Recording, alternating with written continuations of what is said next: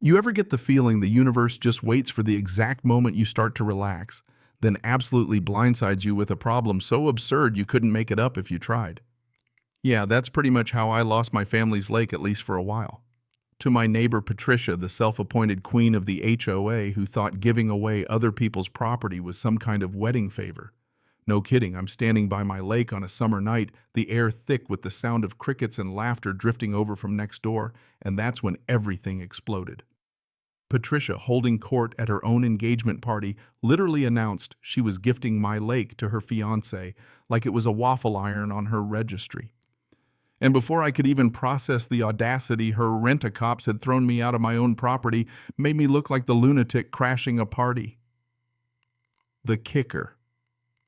By sunrise, I had the police at my door because Patricia claimed I'd threatened her. If you're already shaking your head, yes, same. Let me back up a sec. This all started on what should have been a regular Saturday. I was at my usual spot, sitting on the old wooden bench my grandfather built, just soaking up the peace-feeding koi that had been in our family for generations. This lake isn't just some backyard pond, it's 3 generations of sweat fish and family. My grandfather carved the whole thing out with his bare hands back in the 70s, and everything here, every willow, every stone, feels like a piece of him. It's the kind of place where you remember the best and worst days of your life, you know? Patricia, my neighbor across the fence, never could stand that the best view in the neighborhood wasn't hers. She'd been president of the HOA for 3 years, always finding new community reasons to muscle in on my land, convinced that if she played the benevolent leader long enough, she could convince everyone the lake belonged to the HOA. So when I hear her grabbing the mic at her own engagement party, pouring out that neighbors or family routine, I knew something was up. And man, when she pulled out that old HOA map one that showed the public boat ramp on the far side of the neighborhood, my heart sank.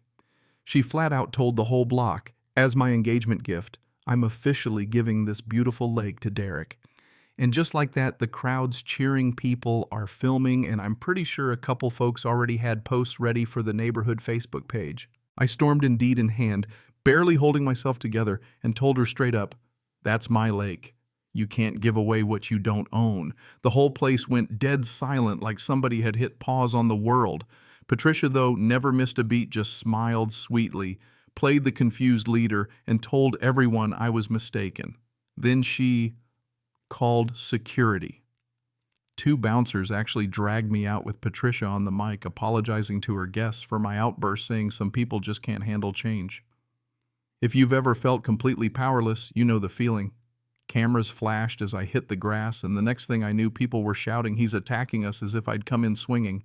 The whole scene was filmed, of course, and the video that hit the internet a couple hours later, it started with me looking furious, not a hint of the context that led up to it. By midnight, my phone was blowing up with messages, most of them calling me selfish, entitled, or worse. But here's the thing, a few people started poking holes in her story. How can you gift a lake you don't own? Someone asked. Another, anyone notice how security was already there? That was all I needed. A few good people still paying attention. I took screenshots, saved every bit of evidence. And I made a decision right then. Patricia wanted a war, she was going to get it. The very next morning, cops at my door, Patricia had filed a complaint, claimed I'd threatened her at her party, 50 witnesses and all. But when the officers started asking questions and I showed them the deed, 3 generations ironclad, they realized pretty quickly this was a civil matter, not criminal. Still, Patricia stood out there on my lawn, smug as could be, vowing she'd get that lake one way or another. I almost laughed. If she wanted to play games with the law, she had no idea who she was up against. That afternoon, the circus only got wilder. Flatbed trucks rolled in, workers set up a massive billboard reading Future Site Derek's Lake Resort and Spa with an artist's rendering of my lake and shoreline.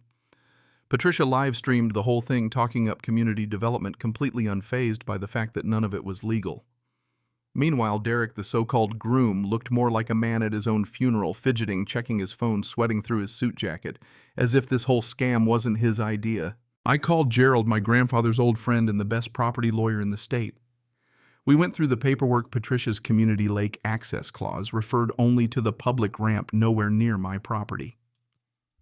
Even better, Gerald found election records showing she'd rigged the last HOA vote with signatures from vacant houses, and even one lot that had never had a house built on it. Patricia didn't just want my lake, she wanted power, and she was willing to cheat to get it.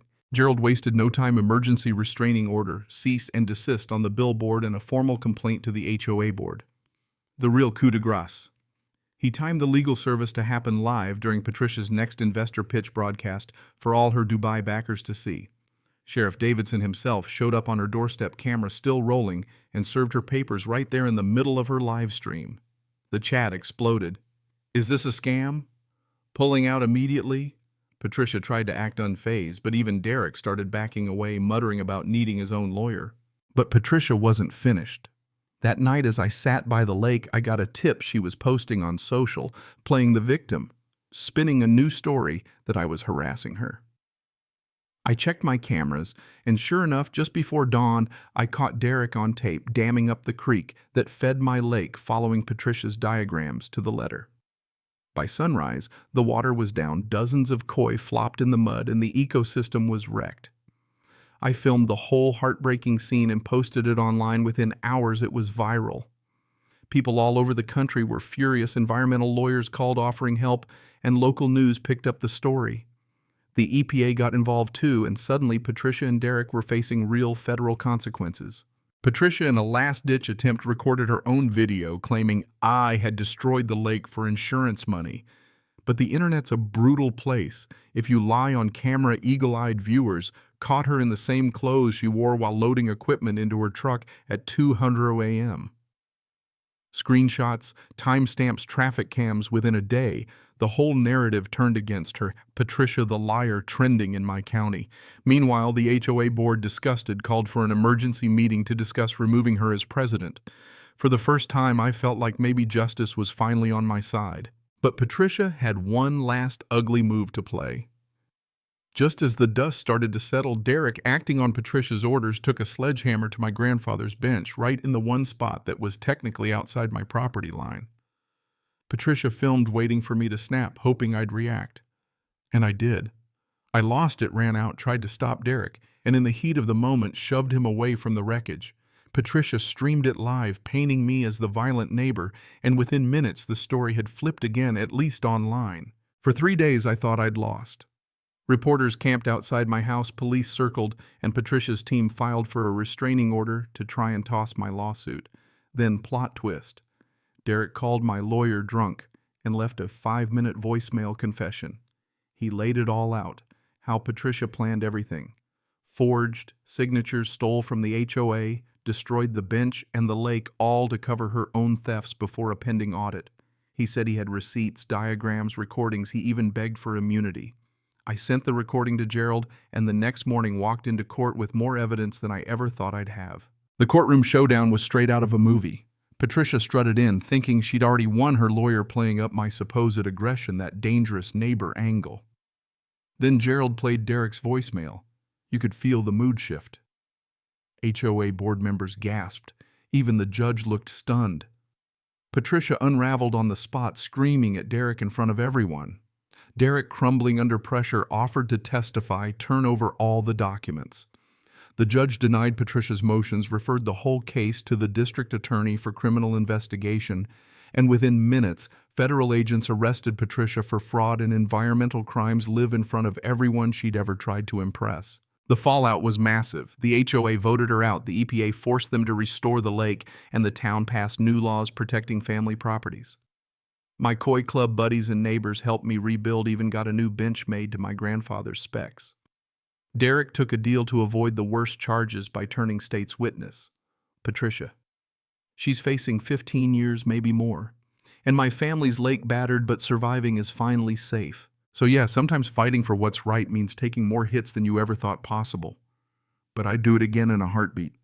You tell me, was I right to stand my ground even when it nearly cost me everything? Drop your thoughts below. What would you have done if your whole legacy was on the line? Let's hear it. And if you made it this far, you're one of us now. Hit that subscribe and stick around. The HOA may never learn, but at least we can swap stories and keep each other sane.